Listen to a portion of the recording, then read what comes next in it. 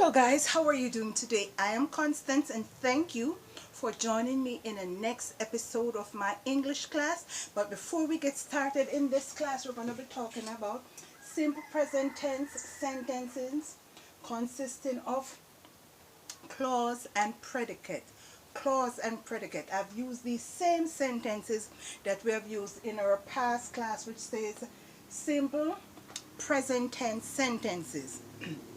And we had said in with all these verbs which are on the line, where said all the verbs ends with an S. All the verbs end with an S in the simple present tense sentences. But in this class, we're going to be dealing with the subject, the predicate, and the clauses. Right? The subject, the predicate, and the clauses. So as you can see, we have underlined all the verbs already. All the verbs, and all the verbs in the simple present tense sentences end with an S. Now we're going to be dealing with the subject and the predicate. I've started this class, so if this board look a little bit jumbled, I've started this class and I have to redo it once again. So we're going to get started with this class. But before I go any further, please hit the notification bell, so whenever I post a video, you will be the first to have it. Alright, please like, subscribe, and share. Don't be stingy. Don't be stingy. Please like, subscribe, and share. So let's get started. Alright, in this in what is a clause? A clause is a group of words put together, right? And the criteria to make a sentence. And the criteria for clauses is that the sentence has a verb and it has a subject. The criteria for a clause is that the sentence has a verb and it has a subject. But to find out the subject and the predicate, what is the subject? The subject is what the sentence is, who or what the sentence is talking about. That's the subject. Whom or what the sentence is talking about. The predicate tells us what the subject is doing. The predicate tells us what the subject is doing. Alright? So let's get started. The first sentence says, my daughter lives in Florida. My daughter lives in Florida. So the subject in this sentence is daughter. The subject in this sentence is daughter. So what is the daughter doing? She lives in Florida. So she lives in Florida would be the predicate. She living in Florida would be the predicate. Number 2, she plays tennis well. She here would be the subject, and the rest of the sentence would be the predicate. Would be the predicate. So the predicate is telling you what she does, and what she does. She plays tennis well. He, number 3. He goes to basketball every day. He goes to basketball every day.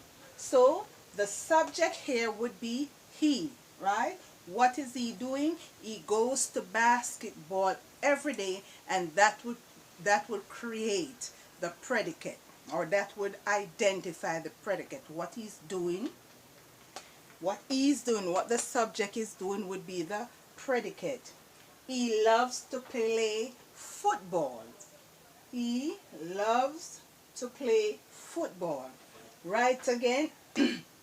And number 4, he is the subject. He is the subject, and what he loves to do would be the predicate. Does he goes to camp? That would be what? A question. Does he goes to camp? It's also a direct question. I don't want to be rushing, but That is also a direct question. And he here is the subject. Whom or what? So who is the he? So he is the subject, and what is he doing? He goes to camp. A person's asking if he goes to camp. So that would be the predicate of the sentence. It usually snows every day here. It usually snows every day here. So it usually snows. Snows, as we said before, would be the verb, but it is the predicate. It is the subject. So it could be anything, right? So what is it? It snows. It's the snows they're talking about. So it usually snows every day here. So the subject,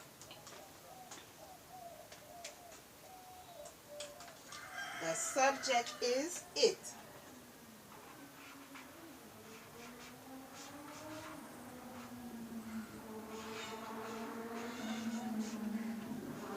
The subject is it, and the rest of the sentence would be the predicate. The rest of the sentence would be the predicate. It smells very delicious in the dining room. It smells very delicious in the dining room. So it here again is the subject. It is the subject. And the rest of the sentence would be the predicate, because it is what? Telling you what it does and what happens. It smells delicious in the dining room. It smells very delicious in the dining room. Number 8 is a bit different because it has a name. Brian brushes his teeth twice per day. Brian brushes his teeth twice per day. Sorry. So there's a name here. So the name Brian would be the subject. What is Brian doing? He's brushing his teeth every day. He brushes his teeth every day. So Brian is the subject.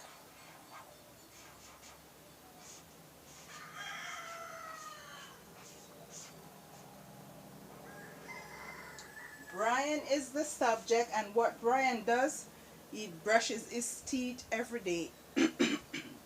Sorry.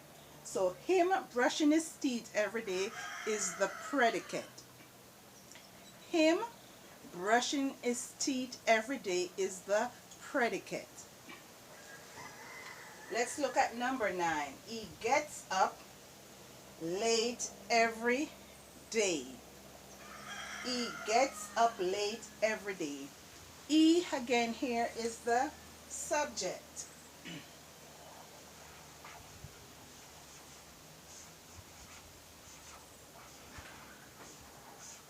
Is the subject. He is the subject, right? And the rest of the sentence would be the predicate. The rest of the sentence would be the predicate. So the predicate tells what the person in this sentence is doing. And this sentence says he gets up late every day. Number 10. She works twice a week. She works twice a week. Here, she is the subject.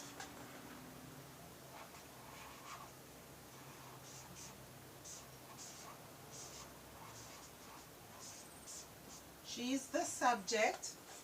And what does she do every day? She works twice a week, not every day, a weekly. So she works twice a week.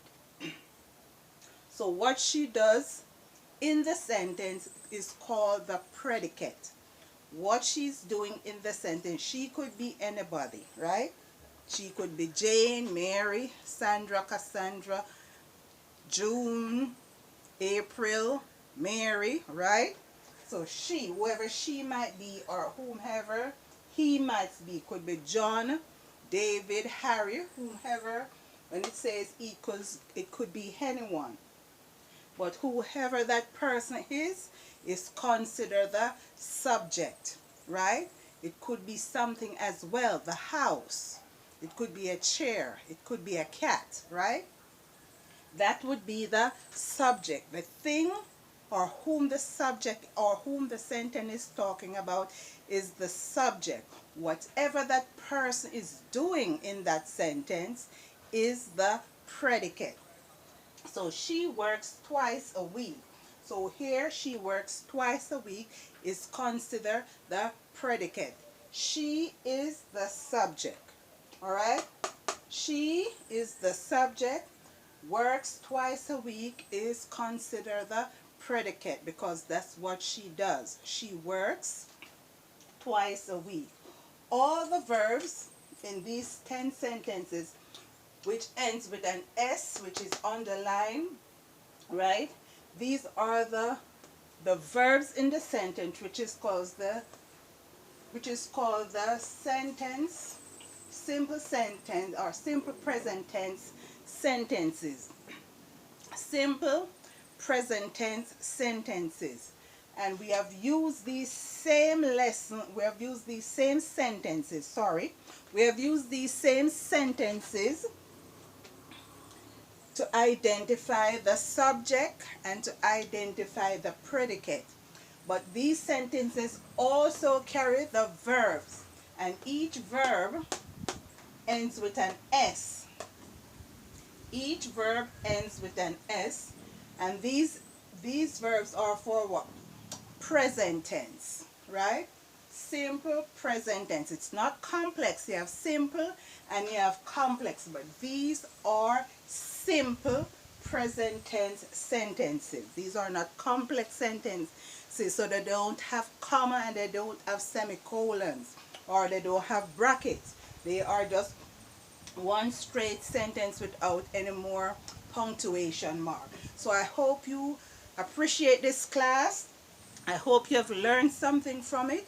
Just remember, the predicate is what is being done and the subject is whom or what is doing the thing. Whom or what is doing the thing in the sentence, that's the subject, and the predicate is what they are doing. So the cat would be the subject, is sleeping on the mat would be the predicate. So these are some good examples that I hope you will appreciate. Thank you for watching. Thank you for subscribing. Please hit the notification bell so whenever I post the video, you will be the first to have it. Check the description box below for my merch, all right, for books, for other authors, title, and I'm affiliate of Manager Graham, I think, Manager Graham. So if you would like for your YouTube channel or any